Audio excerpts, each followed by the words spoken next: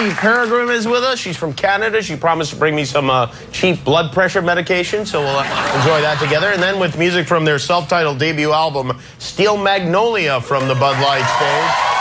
Tomorrow night we'll be joined by Jason Bateman from the Cincinnati Bengals, Dahani Jones, and comedian Hannibal Buress. And later this week, Shia LaBeouf. Kevin Nealon will be here, Green Bay Packers quarterback Aaron Rodgers, Dave Salmoni and his Terrifying Animals, and we'll have music from Parachute and 311. So join us for our show. Our first guest tonight is one of the funniest men around with an exceptionally funny show. The show is called Louie. You can watch it Thursdays at 10:30 on FX. Please say hello to Louis C.K.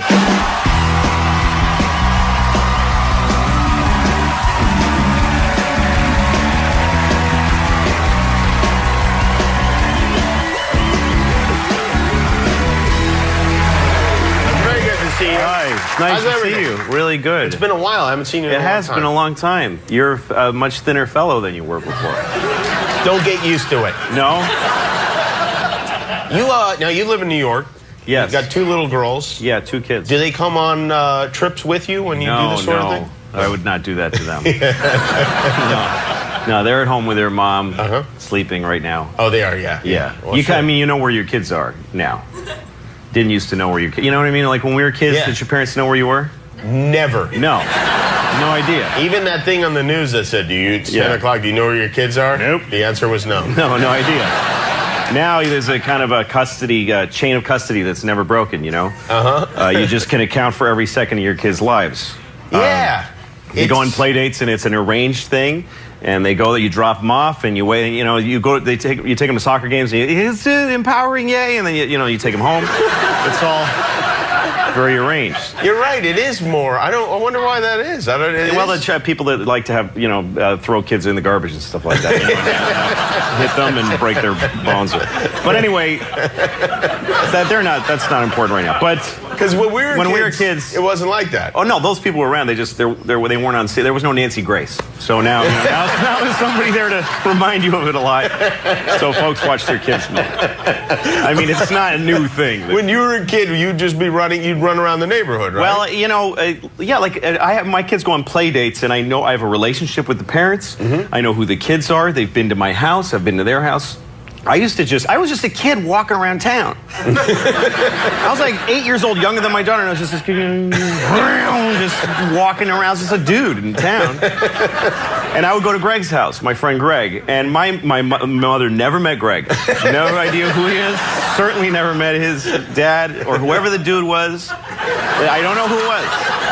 When I went to Greg's house, I'd knock on the door, and this guy would come, and he always wearing, like, I don't know, some kind of weird top that looked a little womany. And Hanes, he always had a Snoopy glass with gin in it. And just Hanes briefs that were fighting with, and then there was always a little brown spot on the front. Yes. So I was 7 years old contemplating, does this guy poop out of his penis? Like what? Those are the kind of things that I had to think about. That's Greg's dad for you. Yes.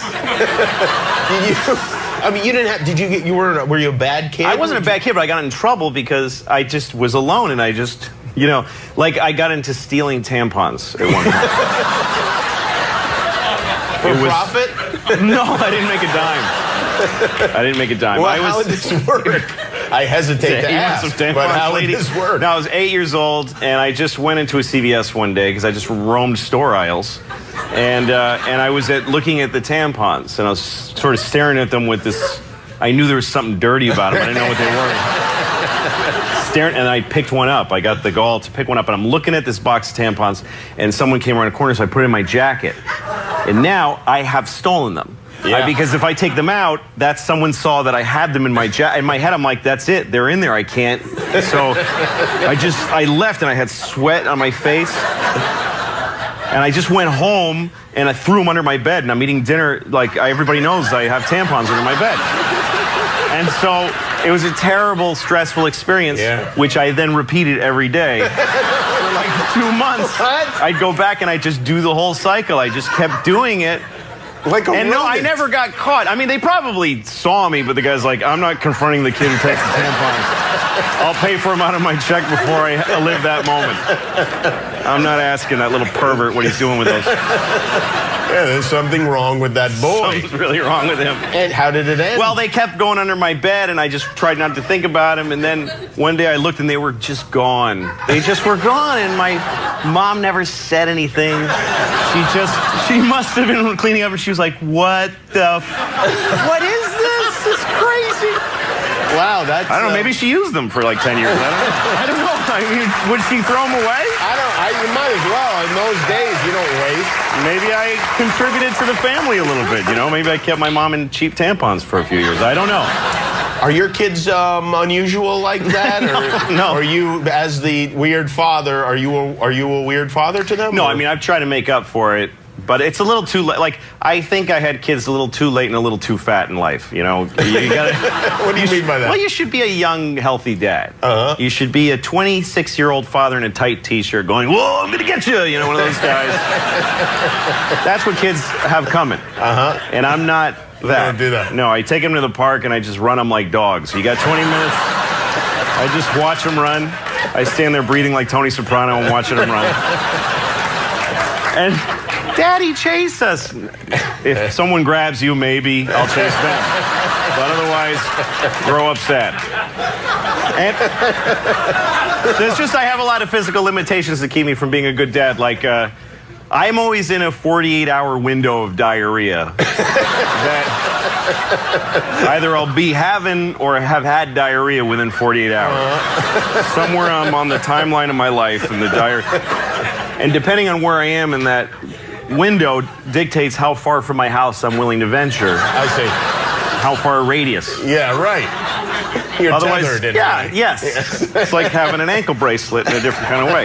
Because otherwise, I'm having diarrhea in a public restroom Yeah. with my kids standing there watching me because they're little. I can't leave them out by themselves. So they're standing there.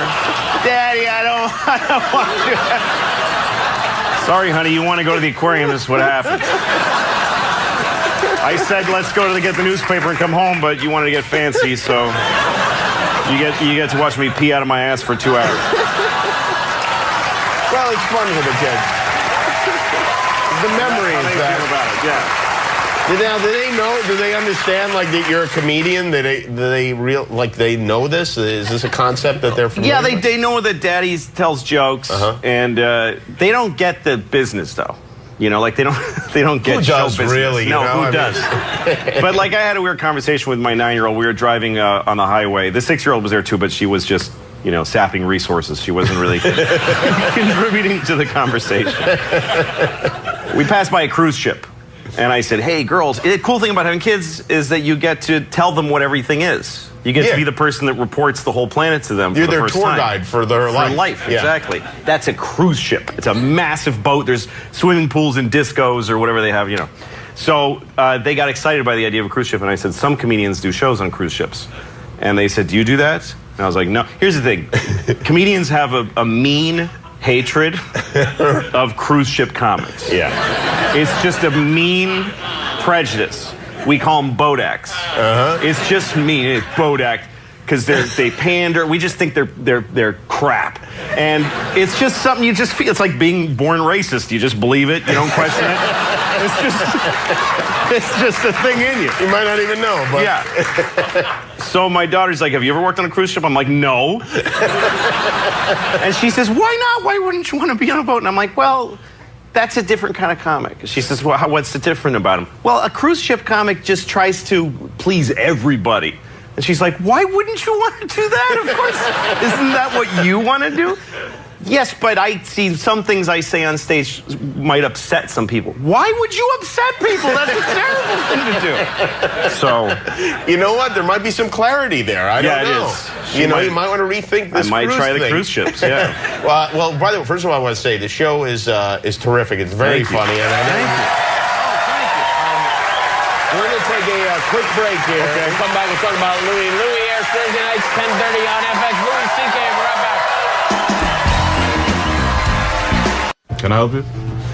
Yeah, I need condoms, sexual lubricant, Badgetine and blueberries. Lubricant out 7, Badgetine out 3, next to the tampons. Condoms behind the counter. Ain't got no blueberries. Thank you. That's Louis C.K.'s show. Louis. It's on FX every Thursday night. By the way, the show is, not only is it very funny, but the directing is great. I know you direct the show, too. I do, yes. It looks great. It looks like a movie out of the 70s. Thank you. That's You must perfect. be very pleased with the whole thing. I am. I love it. It really is. A movie out of the 70s is perfect. That's what I grew up loving and watching. How is the how is the second season different from the first season? Is it? Yeah, I mean, you know, I when I get bored of something, I just stop doing it, you know? So I didn't keep a lot of the same stuff.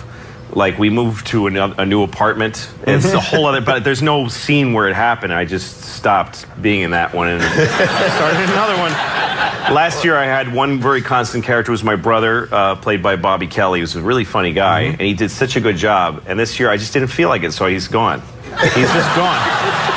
He's gone. I didn't kill him in an episode. It's like he never existed. But the great thing for him is it's in a way like Lost, where he could possibly come back. Yeah, right? he might, I guess. I'd have to have a good idea. I didn't have any ideas for him, so I just stopped this. He's not in the reality of the show anymore, like he never was. So now I have 2 sisters. Right. And one of them, and none of this reflects my life. The show's all fiction, but the first episode this season introduces my sister as this character, and it's a big introduction. And it's the last thing we shot, because I came up with it like right before we wrapped. So she's just gone. She just doesn't come. There's a whole thing where she comes and I love her. Gone. Never see her again. Really? Yes, and my neighbor comes and helps me, and he's a really nice guy, and the last thing he says is, remember who your neighbors are. And I go, yes, I would. And he's gone too. He's Really? he's gone. It seemed like you were going to then have like a neighborly, friendly relationship. You'll never see him again. No, and last year I had this woman play my mother, and she was this crazy, horrible woman. It's not, my mother's a really nice person. So I just made up this terrible mother character played by this Mary Louise Wilson, really funny actor. And so we did the episode. And then later in the season, I wanted to do a flashback to my real mother, who was really nice, so I did that too. And so everybody was very confused. These characters are so insanely different. And the woman who played my mother as a young woman is a woman I date in another episode as just a whole other person. Because she was good at both parts. So I just don't care. It's an ensemble cast. Well, every episode just has its own goal. And if it messes up the goal of another episode, I don't give a shit. I just don't care. I like that. You're very fickle and the hell with it. That's right. You know what? If any of you these don't like actors, it, fire me. Yeah, that's right. It's a very Darwinist system television. No one should get too comfortable with anything. No, man. Not If the it actors stinks, on I'm set, gone. and No. not the viewers at home. That's right. Louis C.K., everybody. Louis has